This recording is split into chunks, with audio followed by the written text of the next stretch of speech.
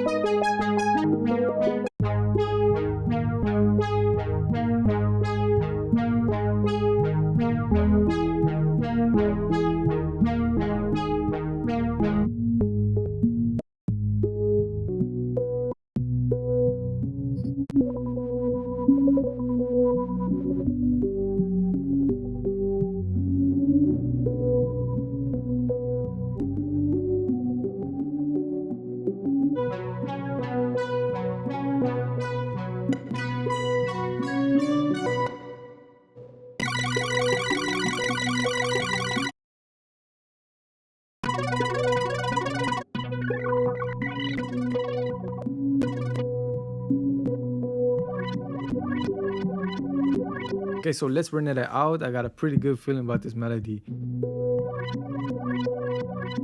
And then right there, pause, and we're just going to do that again.